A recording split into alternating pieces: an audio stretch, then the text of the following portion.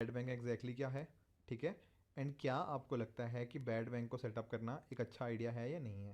देखो काफ़ी ना अभी रिसेंटली ही बैड बैंक को सेटअप किया गया है, तो इस वजह से काफ़ी प्रॉबेबल क्वेश्चन रहता है कि मेंस में इसके रिगार्डिंग क्वेश्चन पूछा जाए। तो थोड़ा सा इसको देखते हैं कि बैड बैंक देखो, ऑल तो मैं डिस्कस तो कर चुका हूँ आपके साथ कि बैड बैंक होता क्या है, बट थोड़ा और क्वेश्चन आंसर के फॉर्मेट में थोड़ा मैं आपको ना सिखाना चाहता हूँ कि आंसर राइटिंग कैसे कर सकते हैं। देखो जब भी आंसर राइटिंग करोगे तो आप जानते भी हो वैसे कि introduction, body and conclusion format को आप फॉलो करोगे, ठीक है जी। तो जैसे ये क्वेश्चन आ गया, देखो यहाँ ना क्वेश्चन में पहले ही उसने डायरेक्टली ही पूछ लिया कि बैड बैंक क्या होता है। मान लो अगर नहीं भी पूछा होता ना तो अब थोड़ा सा इंट्रोडक्शन में इस चीज़ को भी बता देते कि बैड बैंक क्या है। अब हर चीज़ को ऐसा नहीं करना कि इंट्रोडक्शन में उसकी एक्सप्लेनेशन लिख दो, नहीं। अब बैड बैंक देखो थोड़ा टेक्निकल टॉपिक है, इस वजह से यहाँ पर ना स्टार्टिंग में हम थोड़ा बता सकते हैं एग्जामिनर को कि बैड बैंक क्या होता है। अदरवाइज कुछ और आप पढ़ रहे हो, मान लो जीडीपी के रिगार्डिंग कोई क्वेश्चन है, तो जरूरी नहीं है कि जीडीपी को एक्सप्लेन किया जाए, कोई टेक्निकल कॉन्सेप्ट हो हाँ उसको जरूर एक्सप्लेन करो। यहाँ पर तो इनफैक्ट डायरेक्टली ही पूछ लिया कि बैड बैंक क्या होता है, तो आप डेफिनेटली इंट्रोडक्शन के अंदर बैड बैंक के बारे में थोड़ी सी जानकारी दे सकते हो कि एक्जैक्टली है क्या। फिर देखो यहाँ पर इसने पूछा क्या आपको लगता है कि बैड बैंक को सेटअप करना एक अच्छा आइडिया है प्रेजेंट सिचुएशन के अंदर। देखो इस तरह के काफी सारे क्वेश्चन यूपीएससी के द्वारा पूछे जाते हैं, एंड ट्रस्ट मी इनका कोई ना येस और नो 100% कहना बहुत मुश्किल होता है। मतलब ऐसा भी नहीं है कि अगर बैड बैंक को सेटअप कर दिया तो सारी की सारी जो भी दिक्कतें थी वो चली जाएंगी। ऑब्वियसली कुछ दिक्कतों को ये टैकल करेगा, पर ऑन द अदर हैंड कुछ चैलेंजेस भी इसके अंदर होंगे, तो हमें ना कोशिश करनी है कि हम थोड़ा थोड़ा हाईलाइट करें।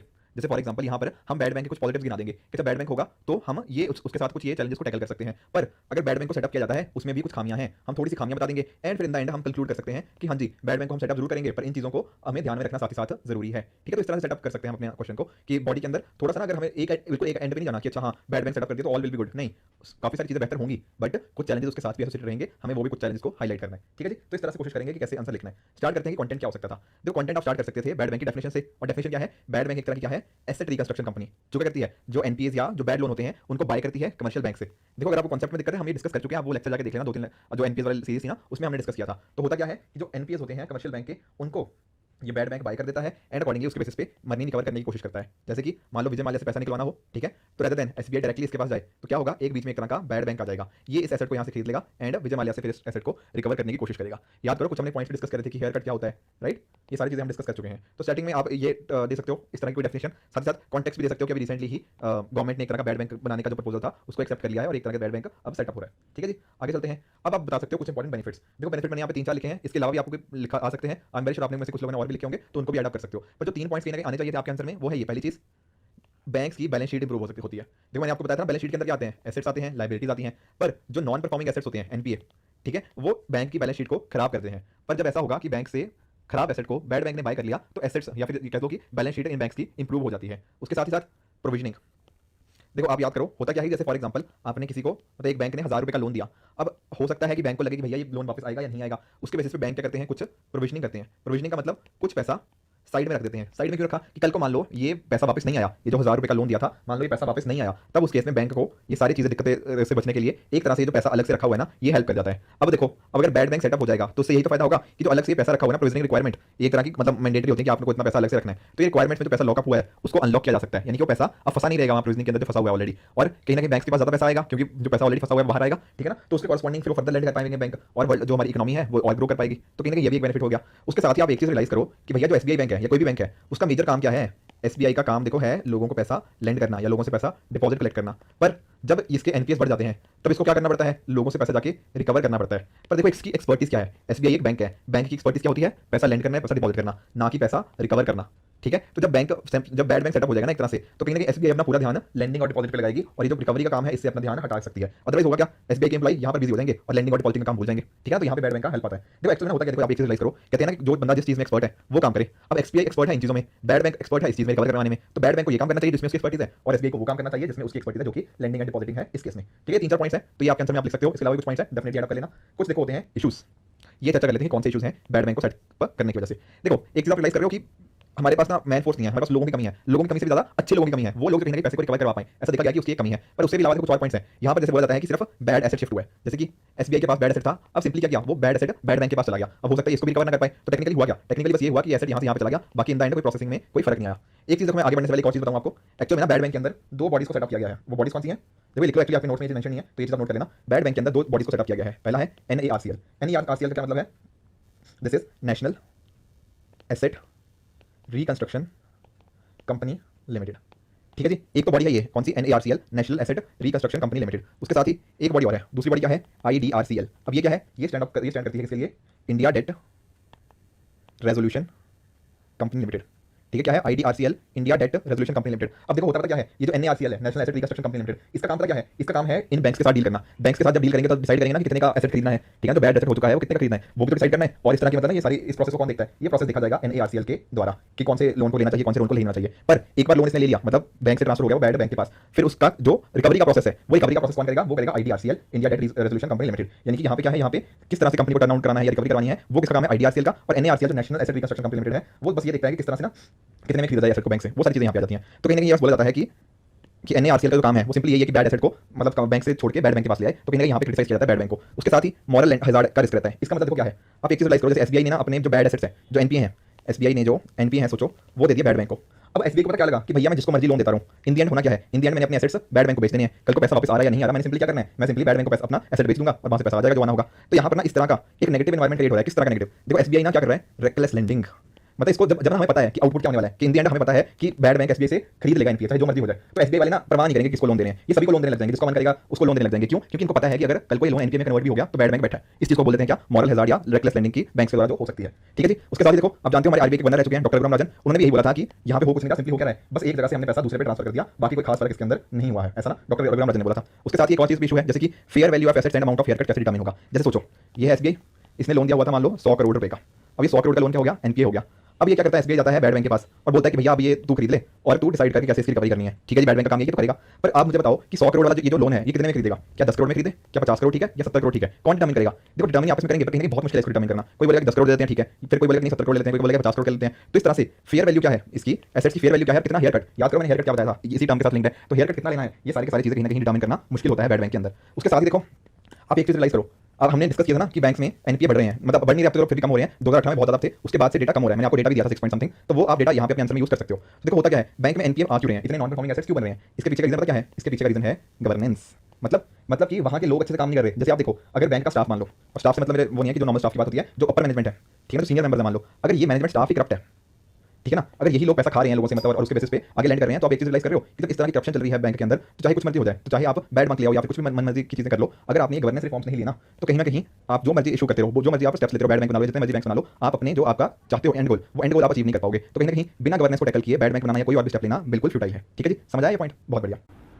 उसी तरह से हमारा नेक्स्ट पॉइंट है रिगार्डिंग प्रोविजनिंग। देखो प्रोविजनिंग का मतलब क्या था कि जब हम कुछ पैसे को अलग से रखते थे ताकि कल को कोई चीज मतलब ना कि NPA बन जाती है तो उसको सपोर्ट करने के लिए हेल्प हो। तो कहीं ना कहीं ये जो प्रोविजनिंग वाला सिस्टम है ये गवर्नमेंट ऑलरेडी रिकैपिटलाइजेशन करती है। रिकैपिटलाइजेशन का मतलब कि बैंकों में पैसा डालना। आपने सुना होगा ना कि इस साल गवर्नमेंट ने इस पर्टिकुलर बैंक में इतने 1000 करोड़ रुपए डाल दिए, 5 लाख करोड़ डाल दिया, 500 करोड़ डाल दिया, सो एंड सो फोर्थ। उसी का मतलब होता है रिकैपिटलाइजेशन, यानी कि उसकी कैपिटल को इंक्रीज करना। मतलब बैंक जो गवर्नमेंट बैंक्स के अंदर पैसा इन्फ्यूज करती है, तो जब इतना सारा पैसा इन्फ्यूज कर रही है तो ये प्रोविजनिंग वाला इशू कहीं ना कहीं टैकल हो गया। पर कहीं ना कहीं देखो ये सारे पॉइंट्स आप लिख सकते हो इशूज क्या है, पर मोस्ट इंपोर्टेंटली तो गवर्नेंस वाला टॉपिक आना चाहिए कि अगर लोग ही अच्छे नहीं है, अगर लोग करप्ट हैं, मैनेजमेंट ही करप्ट है, तो चाहे जो मर्जी करते रहो ये सॉल्व नहीं होगा NPA का इशू। बाकी और पॉइंट्स भी यहाँ पे हमने देख लिए। अब देखो हमने क्या किया, बैड बैंक के कुछ पॉजिटिव्स बता दिए, कुछ नेगेटिव्स बता दिए। अब हमें क्या करना है, अब हमें चलना है कंक्लूजन की तरफ। कंक्लूड कैसे करेंगे? देखो कंक्लूजन जब आप इस तरह से कर सकते हो कि हाँ ये अच्छा स्टेप है, पर इसके साथ साथ हमें और भी चीजें करनी पड़ सकती हैं या फिर कुछ फ्यूचरिस्टिक स्टेप्स ले सकते हो। ठीक है, मैंने आपकी मतलब हेल्प के लिए कुछ स्टेप्स लिखे हैं। ऑब्वियसली इस तरह से नहीं लिखना, जब आप एग्जाम में लिखोगे इनमें से एक दो पॉइंट्स आप चुन के आप डायरेक्टली कंक्लूड कर सकते हो कि अच्छा बैड बैंक को हमें यूज कर सकते हैं, पर उसके साथ साथ हमें ईज पे फोकस करना चाहिए या फिर बाकी और पॉइंट्स। तो थोड़ा सा मैं पॉइंट्स आपको बता देता हूं। देखो एक चीज है यहाँ पे ईज 4.0। एक्चुअली ना ईज का मतलब है enhanced access quality service excellence. ठीक है जी, देखो एक्चुअली में ना ये 4.0 तो अब चल रहा है, उसके पहले 3.0 2.0 इस तरह से आया। अब है क्या ये चीज, ये ध्यान देते हैं, हमारी ना फाइनेंस मिनिस्ट्री है। ठीक है जी, तो फाइनेंस मिनिस्ट्री के द्वारा ना ये ईज प्रोग्राम चलता है, enhanced access quality service excellence program. ठीक है, इसके अंदर क्या होता है, हमारे जो बैंक्स हैं स्पेशली पब्लिक सेक्टर बैंक्स, वो किस तरह से काम करें, कैसे अपने आप को बेहतर करें, इसके रिगार्डिंग डिफरेंट पॉइंट्स हमें इसके अंदर देखने को मिलते हैं। जैसे फॉर एग्जांपल की मतलब बैंक्स को बताना कि आप डेटा के बेसिस पे अपनी लैंडिंग करो, चेक करो कि उनका ना कि किस तरह से उनका डेटा कैसे रहा है, सिबिल स्कोर वगैरह। उसके साथ ही साथ अपना टेक्नोलॉजी में अपने आप को इंप्रूव करो। ठीक है, जो कस्टमर है उसको अच्छी सर्विस देना, ठीक है ना, कुछ नए नए प्रोडक्ट्स लेके आना जो कस्टमर के सेंट्रिक हो। ठीक है ना, जो डिफॉल्टर्स हैं उनके अगेंस्ट चेक करना, NPA का रिकवरी करना, ये सारे अलग अलग प्रोसेस मतलब एक तरह से ना कि पूरा गाइडलाइंस कह लो कि फाइनेंस मिनिस्ट्री ने एक तरह का प्रोग्राम बना रखा है कि किस तरह से आपको टेक्नोलॉजी को बेहतर करना है, अपने आप को प्रोसेस को सिंप्लीफाई करना है। ये सारे प्रोसेस सारी चीजें इस framework that is enhanced access quality service excellence के अंदर कवर करी गई हैं। हमें बहुत डिटेल में जाना कैसे है क्यों है, पर ये पॉइंट आप अपने आंसर में लिखोगे तो कहीं ना कहीं जो हमारा आंसर चेकर है उसको पढ़ने में अच्छा लगेगा, राइट। उसके साथ ही हमने सार्फेसी एक्ट पढ़ा था, तो इसको थोड़ा और बेहतर करो। ठीक है, डेट रिकवरी ट्रिब्यूनल में भी थोड़े इश्यूज पढ़े थे हमने, कैसे यहाँ पे रिकवर करने के लिए ज्यादा टाइम लग रहा था। तो ये जो बैक्स में इतना टाइम लग रहा है, मतलब इन प्रोसेस में इतना टाइम लग रहा है रिकवरी के लिए, उस प्रोसेस उस टाइम को कम करो। ठीक है ना, इंसॉल्वेंसी एंड बैंक्रप्सी रेजिम को और स्ट्रेंथन करो, प्रीपैक्ड इंसॉल्वेंसी को प्रमोट करो। साथ ही साथ आप याद करो मैंने आपको गवर्नेंस के रिगार्डिंग एक PJ नाइक कमेटी के बारे में बताया था, बैंकिंग इन्वेस्टमेंट कंपनी बताया था, फिर बैंक बोर्ड ब्यूरो डिस्कस किया था, so on and so fourth. तो आप बता सकते हो कि गवर्नेंस के रिगार्डिंग जो बैंक की गवर्नेंस है उसको इंप्रूव करने की जरूरत है, जैसा कि हमें PJ नाइक कमेटी ने सजेस्ट भी किया था। तो काफी अच्छे सारे पॉइंट्स आप अपने आंसर में कोट कर सकते हो। और अगर इस तरह से आप कहीं ना कुछ जनरल पॉइंट नहीं लिख रहे कि आप लिख रहे हो ये चीज कर दो वो चीज कर दो, नहीं, आप स्पेसिफिक किसी की गाइडलाइंस को बता रहे हो, फाइनेंस मिनिस्ट्री के प्रोग्राम्स को कोट कर रहे हो, RBI के स्टेप्स को मेंशन कर रहे हो, डिफरेंट जो एक्ट सिलेक्शन उनको मेंशन कर रहे हो, तो काफी आपका अच्छा आंसर एक तरह से ये बन जाएगा। तो आई होप दोस्तों आपको थोड़ा आइडिया लगा होगा कि मेंस के क्वेश्चन कैसे करने हैं, ठीक है ना, और किस तरह से कंटेंट को भी आप अपने आंसर में यूज करोगे, ये सारी चीजें। ठीक है जी, तो ये होगा बैड बैंक के रिगार्डिंग। थोड़ा ना अब इंडियन इकोनॉमी एवोल्यूशन की तरफ चलते हैं कि इंडिया की इकोनॉमी कैसे इवॉल्व हुई, स्पेशली मैं आपको प्लानिंग वाला एस्पेक्ट डिस्कस करूंगा आज। कि किस तरह का क्या प्लानिंग का प्रोसेस रहा इंडिया का, स्पेशली मतलब ना जो 5 ईयर प्लान है उनको डिस्कस करेंगे, कुछ टाइप्स ऑफ प्लान भी डिस्कस करेंगे, उनको समझने की कोशिश करेंगे।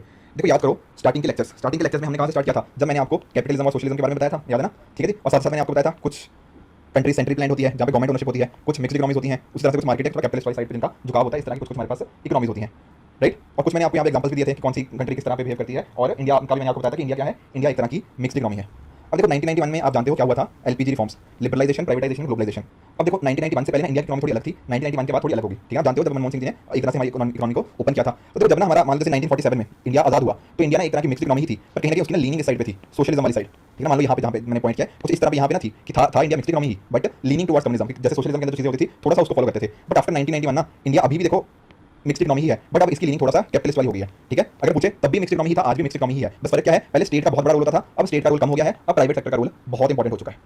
आया पॉइंट समझ में? कहने का पॉइंट यह है कि मिक्स्ड इकोनॉमी हमेशा ही थी इंडिया, आज भी थी, आज भी है, पहले भी थी, बस फर्क इतना हुआ है कि पहले थोड़ा सोशलिज्म की तरफ लीनिंग थी, अब लीनिंग हो चुकी है हमारी किसकी तरफ, अब लीनिंग हो चुकी है हमारी कैपिटलिज्म की तरफ, थोड़ा सा मतलब ना, थोड़ा सा इसके बारे में पॉइंट डिस्कस भी करेंगे कि 1947 में ये मॉडल क्यों अडॉप्ट किया, उस पर तक भी हम पहुंचेंगे, राइट। साथ ही साथ देखो मैंने आपको कमांड इकोनॉमी के बारे में बताया था, तो जब भी कमांड इकोनॉमी की बात होती है ये कहीं ना कहीं आप सोशलिज्म की इकोनॉमी के साथ ही रिलेट कर सकते हो कि वहाँ पे गवर्नमेंट एक तरह का प्लान बनाती है, गवर्नमेंट ही सारे जो रिसोर्सेज होती है उनको एलोकेट करती है, वही सेंट्रल प्लान होता है, एंड गवर्नमेंट एक तरह की मोनोपोली एंजॉय करती है, ये सारी चीजें, राइट, ये पढ़ चुके हैं हम, ठीक है। तो देखते हैं कि एक्चुअली ना ये फ्यूचर स्टेप्स तो छोड़ो, मैं एक्चुअली ये डिस्कस करना चाहता हूँ कि 1947 के टाइम पे ऐसा क्या हुआ कि इंडिया ने मिक्स्ड इकोनॉमी को अडॉप्ट किया, और वो भी कौन सी मिक्स्ड इकोनॉमी, जहां पर लीनिंग थी इंडिया की सोशलिज्म की तरफ। ये काम करो आप वीडियो एक बार पॉज करो, सोचो कि 1947 में इंडिया ने ऐसा क्यों किया होगा, दो तीन पॉइंट्स बताता हूं आपकी तरफ से। देखो होता क्या है ना, 1947 में आप जानते हो जवाहरलाल नेहरू जी थे और भी बाकी लोग थे, तो कहीं ना कहीं उस टाइम ना उनके दिमाग में क्वेश्चन आया क्या हम सोशलिज्म की तरफ मूव करें या कैपिटलिज्म की तरफ मूव करें। दोनों के अपने अपने फायदे और अपने अपने नुकसान मैं आपको बता चुका हूं बहुत स्टार्टिंग के लेक्चर्स में। अब देखो हम एक तरह की डेमोक्रेसी थे, तो डेमोक्रेसी के लिए तो थोड़ा ना कैपिटलिज्म थोड़ा अच्छा रहता है, सोशलिज्म डेमोक्रेसी में थोड़ा कम वर्क करता है, पर कहीं ना कहीं यहाँ पे हमें सवाल था कि दोनों में से चूज क्या करें। पर उस टाइम देखो इंडिया की सिचुएशन क्या थी, इंडिया में थी 1947 के टाइम बहुत ज्यादा इनइक्वालिटी, कुछ लोग अमीर थे और इंडिया में गरीबी तो बहुत ज्यादा थी उस टाइम, पॉवर्टी, ठीक है ना, इलिटरेसी, लोगों के बीच में लिटरेसी रेट बहुत कम था, अराउंड 12-13% आई थिंक था, तो लिटरेसी रेट भी बहुत कम था। अब उस टाइम सोचो, उस टाइम अगर एक तरह से हमने ना कैपिटलिज्म को अडॉप्ट कर लिया होता, तो आप रियलाइज करो क्या होता कि लोगों के पास तो पहले कोई जॉब नहीं है, प्राइवेट सेक्टर तो हमारा अंडर डेवलप्ड है, हमारा प्राइवेट सेक्टर उसमें बहुत ही छोटा था, तो गवर्नमेंट को ही एक तरह का रोल प्ले करना था ना। देखो कैपिटलिज्म कब वर्क करता है, कैपिटलिज्म कब वर्क करता है, जैसे यूएसए हो गया, अब यूएसए की इकोनॉमी अच्छी है, ऑलरेडी एडवांस्ड है, वहां लोग पढ़े लिखे हैं, प्राइवेट सेक्टर एक बहुत अच्छा स्ट्रॉन्ग है, पर क्या 1947 में इंडिया कैसा हाल था, नहीं, इंडिया का हाल इससे बिल्कुल उल्टा था। तो कहीं ना कहीं सोशलिज्म की तरफ लीनिंग हमारे लिए अच्छी थी, तो इस वजह से हमने क्या अडॉप्ट किया, मिक्स्ड इकोनॉमी को अडॉप्ट किया, पर रोल किसका ज्यादा था, रोल स्टेट का ज्यादा था, गवर्नमेंट का रोल बहुत ज्यादा था, ठीक है ना। और साथ ही देखो स्टार्टिंग के हमने ईयर्स में ज्यादा ग्रो नहीं कर पाए, हमने 1950 से लेके अप्रोक्सीमेटली 1980-85 तक हमारी इकोनॉमी को ज्यादा अच्छे से ग्रो नहीं करी, पर उसके बाद हमने थोड़ा सा कैपिटलिज्म की तरफ मूव ऑन करे हैं और हमारी इकोनॉमी अच्छे से ग्रो कर रही है। पर ऐसा नहीं है कि देखो यहाँ पर अगर आप बोलो कि यहाँ पर हमें कैपिटलिज्म की तरफ चले जाते तो बेहतर रहता, नहीं, यहाँ पर उस टाइम के सिचुएशंस ही ऐसी थी, जैसे कि इनइक्वालिटी, पॉवर्टी, लिटरेसी, इसने हमें प्रिवेंट किया कि हम कैपिटलिज्म की तरफ मूव करें। तब स्टेट को ही रोल प्ले करना था, गवर्नमेंट को ही अच्छा रोल प्ले करना था, क्योंकि प्राइवेट सेक्टर उस टाइम अंडर डेवलप था। इसके अलावा भी ना देखो आप जब भी अपने आंसर लिखो, मान लो कि आपसे ये क्वेश्चन पूछ लिया कि क्या रीजन रहे होंगे कि इंडिया ने एक तरह से मिक्स्ड इकोनॉमी को अडॉप्ट किया विद लीनिंग टुवर्ड्स सोशलिज्म, तो उसके रीजन आप ना फर्दर बाइफरकेट कर सकते हो, जैसे कि आप देखो कि कुछ डोमेस्टिक फैक्टर्स रहे होंगे इंडिया के विद इन, कुछ इंटरनेशनल फैक्टर्स रहे होंगे, मतलब जो बाकी जगह पे इंपैक्ट कर रहे होंगे। जैसे एग्जांपल बताता हूँ, देखो आपने मॉडर्न हिस्ट्री पढ़ी है तो आप अच्छे से कर पाओगे, अदरवाइज आप मॉडर्न हिस्ट्री में सारी चीजें पढ़ोगे। जैसे फॉर एग्जांपल आप जानते हो कि 1947 से कुछ साल पहले, अराउंड 8-9 साल पहले ना एक नेशनल प्लानिंग कमेटी बनी थी, तो इनका फोकस जवाहरलाल नेहरू हो गए, सुभाष चंद्र बोस हो गए, और भी जो लोग यहाँ पे आपको दिख रहे हैं, इन सभी का प्लान कहीं ना कहीं यही था कि हमारी प्लानिंग होनी चाहिए सेंट्रलाइज प्लानिंग, गवर्नमेंट को अच्छा रोल प्ले करना चाहिए। तो बिफोर इंडिपेंडेंस यानी 1947 से पहले ही हमने कुछ इस तरह के स्टेप्स ले लिए थे जो दिखाते थे कहीं ना कहीं इंडिया का किस तरफ को झुकाव होने वाला है। बॉम्बे प्लान में ये डिस्कस हुआ था, अभी डिस्कस भी करेंगे कल हम बॉम्बे प्लान के बारे में, ये क्या एक्चुअली प्लान है। उसी तरह से इंडिया में देखो लेफ्ट विंग पार्टीज का बहुत राइज था, ठीक है ना। तो मतलब जैसे आप मॉडर्न हिस्ट्री में पढ़ते हो तो आप देखो कि 1910 या 1915 के बाद बहुत सारी लेफ्ट विंग पार्टीज इंडिया में उनका बहुत बोलबाला होने लग जाता है एक तरह से, तो बहुत सारी पार्टीज हो जाती हैं, तो कहीं ना कहीं उस वजह से भी सारे मतलब इतना ना डोमेस्टिकली हमारा ये इंपैक्ट पड़ जाता है कि हमें इसी की तरफ मूव ऑन कर रहे हैं। पर सिर्फ ना हम डोमेस्टिक फैक्टर्स की बेसिस पे हमने ये डिसाइड नहीं किया कि हम ये कर लेंगे, एक्चुअली बहुत सारे इंटरनेशनल फैक्टर्स भी थे, और बल्कि मैं तो ऐसा बोलूंगा कि इंटरनेशनल फैक्टर्स ज्यादा इंपॉर्टेंट थे, उनको समझते हैं। जैसे कि आप जानते हो रशिया के बारे में, देखो रशिया पहले था, उसका नाम था यूएसएसआर, ठीक है ना। तो यूएसएसआर उसका पहले नाम था, जो कि पूरा उसमें डिफरेंट डिफरेंट कंट्रीज आती थी, बहुत बड़ा था, ठीक है। तो 1917 में क्या होता है, 1917 में होती है रशियन रेवोल्यूशन, ठीक है। ये फोटो में लेनिन है, ठीक है। अगर आपने देखो रशियन रेवोल्यूशन पढ़ रखी है तो उसमें होता क्या है कि इनकी जीत हो जाती है, लेनिन और जो इसके साथ वाले लोग होते हैं। तो इसके बाद एक बार यूएसएसआर में क्या जाता है, सोशलिज्म।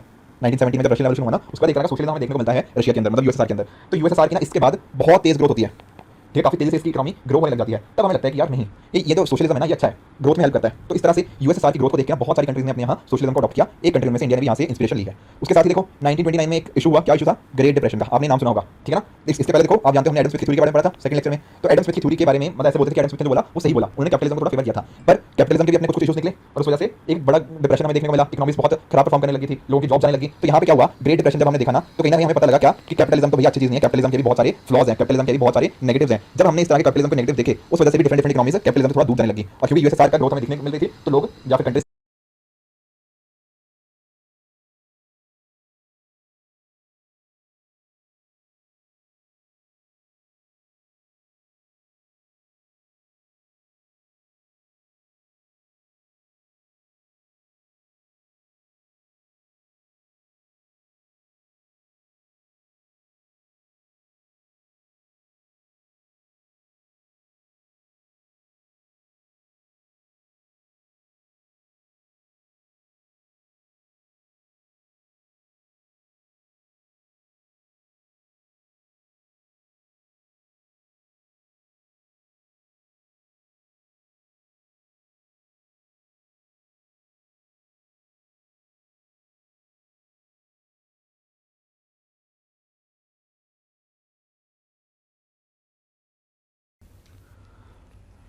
हेलो दो है, चाहे जो मर्जी हो जाए। तो एसबीआई वाले ना परवाह नहीं करेंगे कि किसको लोन दे रहे हैं, ये सभी को लोन देने लग जाएंगे, जिसको मन करेगा उसको लोन देने लग जाएंगे। क्यों? क्योंकि इनको पता है, इनको समझने की कोशिश करेंगे। देखो याद करो स्टार्टिंग के लेक्चर्स में हमने कहाँ से स्टार्ट किया था, जब मैंने आपको कैपिटलिज्म और सोशलिज्म के बारे में बताया था, याद है ना? ठीक है जी। और साथ साथ मैंने आपको बताया था कुछ कंट्री सेंट्री प्लान होती है जहाँ पे गवर्नमेंट ओनरशिप होती है, कुछ मिक्स्ड इकोनॉमीज होती हैं, उसी तरह से कुछ मार्केट है थोड़ा कैपिटलिस्ट वाली साइड पे जिनका झुकाव होता है, इस तरह की कुछ कुछ हमारे पास इकोनॉमीज होती हैं, राइट। और कुछ मैंने आपको यहाँ पे एग्जांपल्स भी दिए थे कि कौन सी कंट्री किस तरह पे बिहेव करती है, और इंडिया का भी मैंने आपको बताया था कि इंडिया क्या है, इंडिया एक तरह की मिक्स्ड इकोनॉमी है। अब देखो 1991 में आप जानते हो क्या हुआ था, LPG reforms, liberalisation, privatisation, globalisation. अब देखो 1991 से पहले ना इंडिया की इकोनॉमी थोड़ी अलग थी, 1991 के बाद थोड़ी अलग होगी, ठीक है? आप जानते हो जब मनमोहन सिंह जी ने एक तरह से हमारी इकोनॉमी को ओपन किया था। तो देखो जब ना हमारा मान लो जैसे 1947 में इंडिया आजाद हुआ, तो इंडिया ना एक तरह की मिक्स्ड इकोनॉमी ही थी, पर कहीं ना कहीं उसकी लीनिंग इस साइड पे थी, सोशलिज्म वाली साइड, ठीक है? मान लो यहाँ पे जहाँ पे मैंने पॉइंट किया कुछ इस तरह पे यहाँ पे ना थी कि था India mixed economy he, but leaning towards communism, जैसे सोशलिज्म के अंदर चीजें होती थी थोड़ा सा उसको फॉलो करते थे। बट आफ्टर 1947 में इंडिया कैसा हाल था? नहीं, इंडिया का हाल इससे बिल्कुल उल्टा था। तो कहीं ना कहीं सोशलिज्म की तरफ लीनिंग हमारे लिए अच्छी थी, तो इस वजह से हमने क्या अडॉप्ट किया, मिक्स्ड इकोनॉमी को अडॉप्ट किया। पर रोल किसका ज़्यादा था? रोल स्टेट का ज़्यादा था, गवर्नमेंट का रोल बहुत ज़्यादा था, ठीक है ना? और साथ ही देखो स्टार्टिंग के हमने ईयर्स में ज़्यादा ग्रो नहीं कर पाए, हमने 1950 से लेके अप्रॉक्सिमेटली 1980-85 तक हमारी इकोनॉमी को ज़्यादा अच्छे से ग्रो नहीं करी, पर उसके बाद हमने थोड़ा सा कैपिटलिज्म की तरफ मूव ऑन करे हैं और हमारी इकोनॉमी अच्छे से ग्रो कर रही है। पर ऐसा नहीं है कि देखो यहाँ पर अगर आप बोलो कि यहाँ पर हमें कैपिटलिज्म की तरफ चले जाते तो बेहतर रहता, नहीं। यहाँ पर उस टाइम के सिचुएशंस ही ऐसी थी, जैसे कि इनइक्वालिटी, पॉवर्टी, लिटरेसी, इसने हमें प्रिवेंट किया कि हम कैपिटलिज्म की तरफ मूव करें। तब स्टेट को ही रोल प्ले करना था, गवर्नमेंट को ही अच्छा रोल प्ले करना था, क्योंकि प्राइवेट सेक्टर उस टाइम अंडर डेवलप था। इसके अलावा भी ना देखो आप जब भी यहाँ पे आंसर लिखो, मान लो कि आपसे ये क्वेश्चन पूछ लिया कि क्या रीजन रहे होंगे कि इंडिया ने एक तरह से मिक्स्ड इकोनॉमी को अडॉप्ट किया विद लीनिंग टुवर्ड्स सोशलिज्म, तो उसके रीजन आप ना फर्दर बाइफरकेट कर सकते हो। जैसे कि आप देखो कि कुछ डोमेस्टिक फैक्टर्स रहे होंगे इंडिया के विदिन, कुछ इंटरनेशनल फैक्टर्स रहे होंगे, मतलब जो बाकी जगह पे इंपैक्ट कर रहे होंगे। जैसे एग्जांपल बताता हूं, देखो आपने मॉडर्न हिस्ट्री पढ़ी तो आप अच्छे से कर पाओगे, अदरवाइज आप मॉडर्न हिस्ट्री में सारी चीजें पढ़ोगे। जैसे फॉर एग्जांपल आप जानते हो कि 1947 से कुछ साल पहले, अराउंड 8-9 साल पहले ना एक नेशनल प्लानिंग कमेटी बनी थी।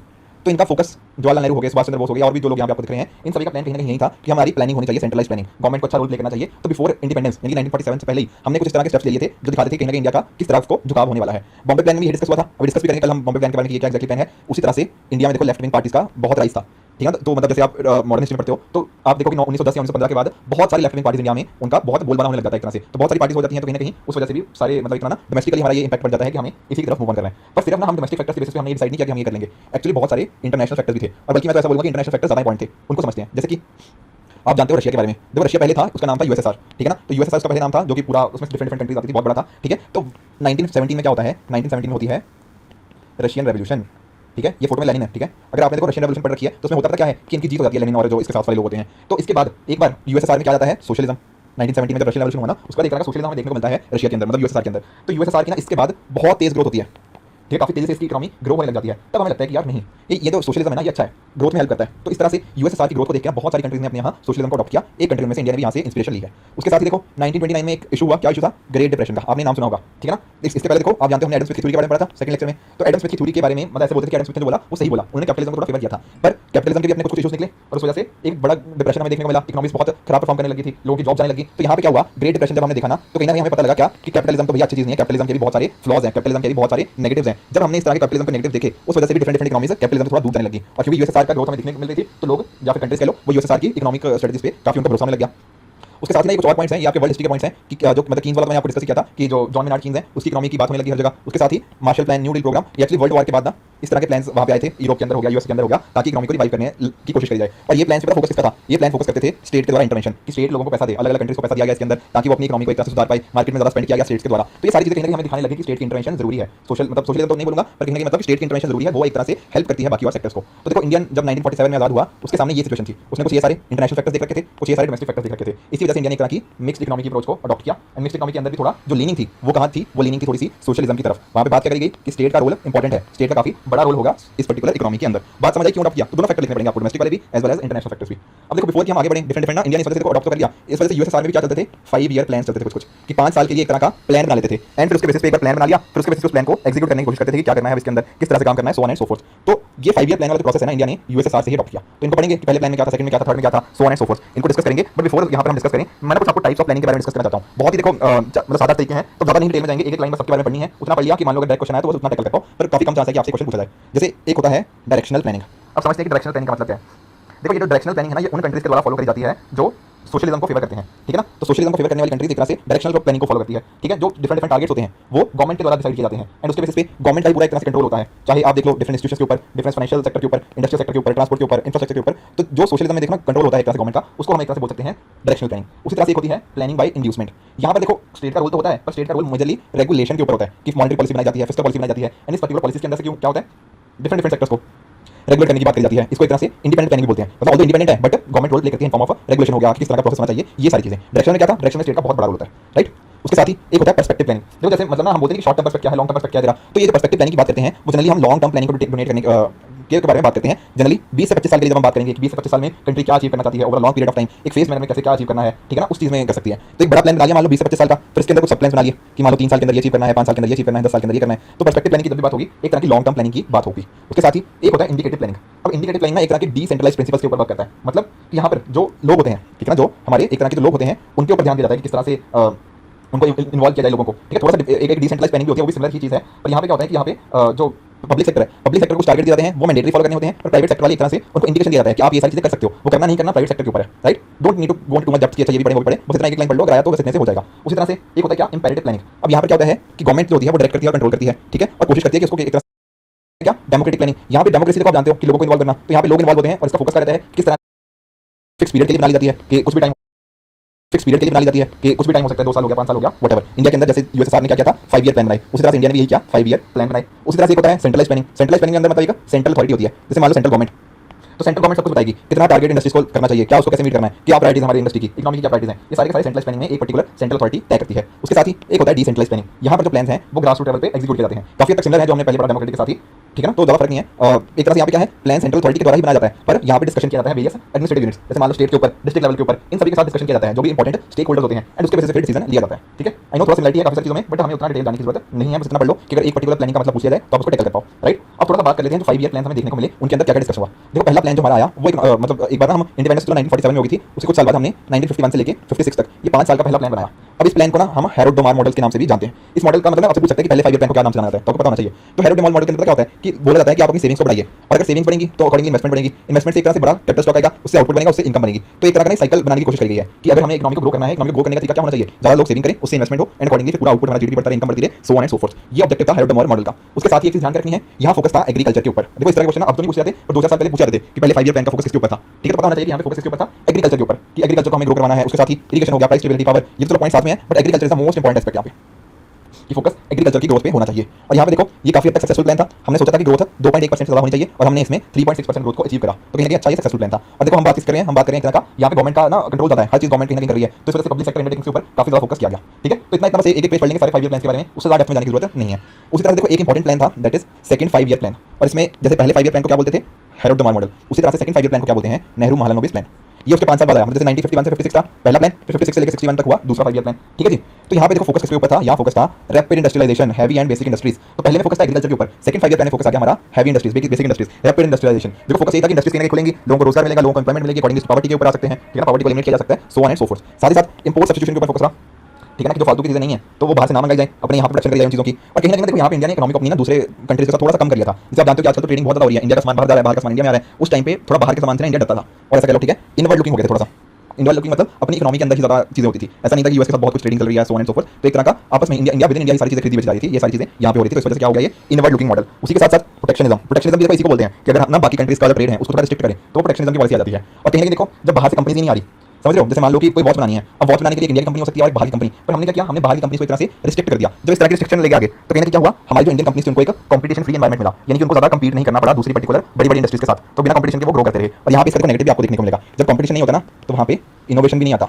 अब ये सोचेंगे कि कोई कंपटीशन तो है नहीं, जैसे सोचो अगर आप कंपीट ना कर रहे हो आईएएस बनने के लिए, कहीं ना कहीं तो फिर हर चीज आपने लेथार्जिक हो जाते हैं, आप कुछ नया करना करते हैं, आंसर राइटिंग नहीं करोगे, so on and so fourth. उसी तरह से जब कंपनीज को एक तरह का कंपटीशन फ्री एनवायरमेंट मिलता है तो उनके इनोवेशन की पावर थोड़ी कम हो जाती है। बात करें कि ये पर्टिकुलर 5 ईयर प्लान ने कैसा परफॉर्म किया, यहाँ पे टारगेट ग्रोथ थी हमारी 4.5% अप्रॉक्सीमेटली उसके आसपास रहे, ठीक है, पूरा तो नहीं अचीव कर पाए पर नियरली हमने उसको अचीव कर लिया। इसको भी कुछ हद तक कह सकते हैं, कुछ हद तक सक्सेसफुल था ये, ठीक है, ठीक था, हमारा बहुत बुरा हाल नहीं हुआ इस पर्टिकुलर प्लान के अंदर, हमने ठीक किया। और इसी पर्टिकुलर प्लान के अंदर ना हमारा इंडस्ट्रियल पॉलिसी आई, ये सेकंड इंडस्ट्रियल पॉलिसी थी 1956 के अंदर, ठीक है ना, कि किस तरह से हैवी एंड बेसिक इंडस्ट्रीज को सेटअप करना है, राइट। और यहाँ पे एक चीज रियलाइज करो, फोकस इसके ऊपर अभी भी पब्लिक सेक्टर के ऊपर ही है, ठीक है। 1991 तक देखो मेजर फोकस हमारा पब्लिक सेक्टर के ऊपर ही रहा है। और यहाँ पे देखो थोड़ा सा क्रिटिसाइज किया जाता है क्योंकि बीच में एक बार क्या हुआ था, थोड़ा पेमेंट क्राइसिस इंडिया को फेस करना पड़ा था, ठीक है। तो ये सारा था रिगार्डिंग सेकंड 5 ईयर प्लान। एक और चीज मैं आपको बताऊं, देखो नेहरू तो आप समझ गए, पंडित जवाहरलाल नेहरू की बात हो रही है, एक थे पीसी महालनोबिस, ठीक है ना, पीसी महालनोबिस जी थे, ये एक्चुअली हमारे जो फादर ऑफ इंडियन स्टैटिस्टिक्स भी इनको बोला जाता है। तो स्टैटिस्टिक्स की दुनिया में बहुत बड़ा नाम है ये पीसी महालनोबिस जी, ठीक है। इसके साथ ही साथ इन्होंने जो इंडियन स्टैटिस्टिकल इंस्टीट्यूट है आईएसआई करके, ठीक है, वहां पर भी इन्होंने इंपॉर्टेंट रोल प्ले किया था इसके अंदर भी। तो स्टैटिस्टिक्स की दुनिया में इनका बहुत बड़ा नाम है, तो इन्होंने मतलब एक तरह से कह सकते हो नेहरू जी के साथ मिलकर जो हमारा बेसिक और हैवी इंडस्ट्री उनके काम किया। और देखो जो हमने पॉलिसी पढ़ी ना पीछे इंडस्ट्रियल पॉलिसी, इसके अंदर जो डिफरेंट हमारी इंडस्ट्रीज हैं उनको 3 शेड्यूल्स में बांट दिया गया, 3 डिवीजन करेंगे। कैसे, एक तो पहले नंबर पे कुछ ऐसे सेक्टर्स थे, उन सेक्टर्स पे बोला गया कि सिर्फ और सिर्फ यहाँ पे गवर्नमेंट ही काम कर सकता है। जैसे कि फॉर एग्जाम्पल मैं आपको समझाता हूँ, आर्म्स बनाने, ठीक है, एटॉमिक एनर्जी हो गया, रेलवेज हो गया, ठीक है, एमुनेशन हो गया, डिफेंस के लिए कुछ कुछ चीज़ें थी, ये सारी की सारी चीज़ें ऐसा बोले गई उस टाइम पे कि ये काम सिर्फ और सिर्फ गवर्नमेंट ही कर सकती है। ऑब्वियसली बाद में इसमें काफी सारी चीज़ें हटा दी गई, पर जब ये पॉलिसी बनी थी ना तो डिफरेंट ऐसी चीज़ें रखी गई कि वो सिर्फ गवर्नमेंट ही कर सकती है। अगर आपको ये एटॉमिक एनर्जी में काम करना है, रेलवेज मतलब रेलवे अपनी चलानी है, तो आप ये काम नहीं कर सकते, ये काम सिर्फ और सिर्फ गवर्नमेंट ही कर सकती है। उसी तरह से कुछ ऐसी इंडस्ट्रीज हमें थी जहां पर गवर्नमेंट एक बड़ा रोल प्ले करेगी और प्राइवेट सेक्टर उनको हेल्प कर सकती है। समझो पहले में क्या था, पहले में गवर्नमेंट ही पूरा का पूरा काम करेगी, रेलवे चलानी है तो सिर्फ और सिर्फ गवर्नमेंट, एटॉमिक एनर्जी का कोई प्रोजेक्ट करना है तो सिर्फ और सिर्फ गवर्नमेंट कर सकती है। पर सेकंड शेड्यूल के अंदर वो इंडस्ट्रीज को रखा गया जो मेजर काम गवर्नमेंट का था, बट वहां पर सप्लीमेंट कर सकती है प्राइवेट कंपनी। जैसे मान लो कुछ हमने बैंक खोले, अब बैंक खोलने के टाइम क्या होगा, मेजर रोल किसका होगा, हमारे पब्लिक सेक्टर बैंक का ही, वहां गवर्नमेंट का ही मेजर रोल है, बट कुछ important role private sector play कर सकता है। उसके साथ ही इंश्योरेंस मेजर रोल किसका है, गवर्नमेंट का, पर प्राइवेट सेक्टर वहां पे कॉम्प्लीमेंट कर सकता है, सप्लीमेंट कर सकता है उनके एफर्ट्स को। उसी तरह से हमारे पास तीसरा शेड्यूल था, तीसरे शेड्यूल में क्या था, जहां पर मेजर रोल प्राइवेट सेक्टर को प्ले करना था, जैसे कि फॉर एग्जांपल कंज्यूमर गुड्स, कि हालांकि यहाँ पे भी कुछ जगह ना गवर्नमेंट का रोल था, पर कहीं ना कहीं यहाँ पे प्राइवेट सेक्टर को भी एक अच्छा रोल प्ले कर सकता था, प्ले मतलब ये सेक्टर मतलब कहीं ना कहीं प्राइवेट सेक्टर के लिए ओपन थे जहाँ पर उनका एक की रोल बनाना था। जैसे कि मान लो कि वॉचेस बनानी है, अब वॉचेस उस टाइम देखो मतलब आती थी, गवर्नमेंट की भी आती थी, पर कहीं ना कहीं एक्सपेक्टेड ये था कि प्राइवेट सेक्टर में एक अच्छा रोल प्ले कर सकता है। तो ये सारे 3 शेड्यूल से जो हमें सेकंड ईयर 5 ईयर प्लान के अंदर देखने को मिले थे, ठीक है, कुछ हद तक सक्सेसफुल कह सकते हैं इसको, ठीक है। पहला प्लान डेफिनेटली सक्सेसफुल था, फर्स्ट 5 ईयर प्लान, सेकंड भी ठीक ठाक सक्सेसफुल रहा, पर इशू आया हमारा थर्ड 5 ईयर प्लान में। अभी थर्ड 5 ईयर प्लान कब से कब तक था, 61 से लेके 66 तक, ठीक है जी। अब इसमें आप देखो एक चीज रियलाइज करो, 61 से 66 में क्या क्या हुआ, यहाँ पे इंडिया चाइना की लड़ाई होगी 1962 वाली, इंडिया पाकिस्तान की लड़ाई होगी 1965 में, उसके साथ ही बारिश का काफी दिक्कत आई इस टाइम पे इंडिया को, ठीक है, बारिश नहीं हो पाती थी, उस वजह से हमें सूखा पड़ गया, यहाँ पे हमारी एग्रीकल्चर जो प्रोडक्शन थी वो अच्छे से नहीं हो पाई। तो ये जो प्लान था ना एक बहुत ही बड़ा फेलियर बन के आया, क्यों, क्योंकि हमें देखो देखो जब भी आप देखो कोई भी कंट्री में जब जंग पे जाती है तो वो कंट्री की इकोनॉमी बहुत पीछे हो जाती है, क्योंकि हमें अपने सारे के सारे रिसोर्सेज कहाँ देने पड़ते हैं, सारे के सारे रिसोर्सेज उस जंग को लड़ने में लग जाते हैं। उसी तरह से सेम केस हुआ इंडिया के साथ कि इंडिया को ये सारे के सारे अपने रिसोर्सेज कहाँ देने पड़े, इन पर्टिकुलर वॉर की तरफ डिवोट करने पड़े, फिर एग्रीकल्चर प्रोडक्शन भी अच्छा नहीं हो पाया, इस वजह से इंडिया को बहुत मेजर क्राइसिस यहाँ पे देखने को मिला, राइट। और लाल बहादुर शास्त्री जी का आप जानते हो, जय जवान जय किसान, ठीक है ना, वो कहीं ना कहीं इसी वजह से आया, जवान क्यों, क्योंकि जवानों ने ही तो लड़ा था, ये जो जंग करनी है वो जवान करेंगे। उसी तरह से जय किसान क्यों, क्योंकि इंडिया में आ गया था ड्रॉट्स, इन ड्रॉट्स को टैकल करने के लिए किसानों को काम करना था, तो जय जवान जय किसान का नारा कहीं ना कहीं उस समय की एक तरह की मांग थी, ठीक है जी। और यहाँ पर भी देखो थर्ड प्लान के अंदर भी फोकस इसके ऊपर था, एग्रीकल्चर के ऊपर, इंडस्ट्री के ऊपर भी फोकस था, पर कहीं ना कहीं ऐसा बोला गया कि एग्रीकल्चर ना कहीं ना कहीं पीछे चल रहा है, एग्रीकल्चर को ज्यादा फोकस देने की जरूरत है ताकि हम बाकी और सेक्टर्स में इंप्रूव कर पाएं। तो पहले में आप ऐसा कह सकते हो फोकस एग्रीकल्चर का था फर्स्ट 5 ईयर प्लान में, सेकंड 5 ईयर प्लान के अंदर इंडस्ट्रियलाइजेशन के ऊपर था, थर्ड के बीच थर्ड में दोनों के ऊपर था, पर दोनों में अगर मैं एक बोलूं तो वो था एग्रीकल्चर के ऊपर ज्यादा फोकस। और ये है हमारे गाडगिल साहब, ठीक है, इन्होंने इस प्लान को डेवलप किया था, ये जो इस वजह से इसको क्या बोलते हैं गाडगिल योजना। और फोकस क्या था, इंडिया को एक तरह की सेल्फ रिलायंट इकोनॉमी बनाने के लिए, सेल्फ जनरेटिंग कि लोग अच्छे से प्रोड्यूस करें, मतलब आत्मनिर्भर बने, एक तरह से सेल्फ रिलायंट उसी को बोलते हैं आत्मनिर्भर बनने को। तो आप देख सकते हो कि फेलियर क्यों है, मतलब ठीक है ना, रीजन तो हमें समझ आ गई, वॉर वगैरह हो गया, ड्रॉट वगैरह, उसके साथ ही अगर आप टारगेट देखना चाहो तो 5.6 का टारगेट था, पर एक्चुअल ग्रोथ हमारी बहुत ही कम हो पाई 2.8%, ठीक है जी। तो ये तो पहले 3 5 ईयर प्लान, इसके बाद भी देखो कुछ और प्लान आए, उनको हम नेक्स्ट सेशन में डिस्कस करेंगे, राइट। इसके साथ मैं चाहता हूं कि एक बार ना आप इस क्वेश्चन को अटेम्प्ट करो, ये यूपीएससी 2018 का क्वेश्चन है, हम इस टॉपिक को पढ़ेंगे हमारे नेक्स्ट सेशन में। पर मुझे पता है कि आप लोग न्यूज़पेपर थोड़ा बहुत पढ़ते हो, आपने नीति आयोग के बारे में डेफिनेटली सुना होगा, प्लानिंग कमीशन का भी आपको थोड़ा बहुत आइडिया होगा, मैं आपको बताऊंगा भी कैसे लिखना है इसको, और ये डिस्कस भी करेंगे कि इन दोनों में फर्क क्या है। पर कहीं ना कहीं थोड़ा सा चाहता हूं कि आप भी अपनी तरफ से थोड़ा सा एफर्ट लगाओ, सोचो कि नीति आयोग का पढ़ते हो क्या क्या काम करता है, किस तरह से वो अब नई चीजें कर रहा है, so on and so fourth. फिर इस क्वेश्चन को हम पहले 5 ईयर प्लान को देखेंगे, कुछ जो उसके पहले हमारे प्लान थे उनको देखेंगे, एंड अकॉर्डिंगली हम देखेंगे कि नीति आयोग का क्या काम है, प्लानिंग कमीशन क्या काम करता था और ये कैसे डिफरेंट है। तो ये दोस्तों आपको थोड़ा आइडिया लगा होगा कि मेंस कैसे क्वेश्चन करने हैं। इसी तरह से हम कोशिश करेंगे हर लेक्चर में एक एक टॉपिक डिस्कस करते हैं, ठीक है, मेंस का भी साथ साथ प्रीलिम्स का तुम्हारा चल ही रहा है, और साथ ही साथ ये सारे जो प्लानिंग वगैरह टॉपिक्स हैं ये हमारे मेंस में मेंशन है, तो ये क्वेश्चन इसके ऊपर मेंस में भी पूछा जा सकता है, प्रीलिम्स में भी पूछा जा सकता है। तो इस वजह से ना जब हम इंटीग्रेटेड स्टडी करते हैं इस तरह से, तो एक चीज दूसरी जगह हेल्प आ जाती है, दूसरी चीज पहली जगह हेल्प आ जाती है, ठीक है ना। तो इस तरह से आप भी इस तरह से पढ़ाई करिए, कहीं ना कहीं आई एम वेरी श्योर कि आपको इस चीज में हेल्प मिलेगी, right friends. This is it for this video, आप भी अपने पे हार्ड वर्क कीजिए, good bye and good luck.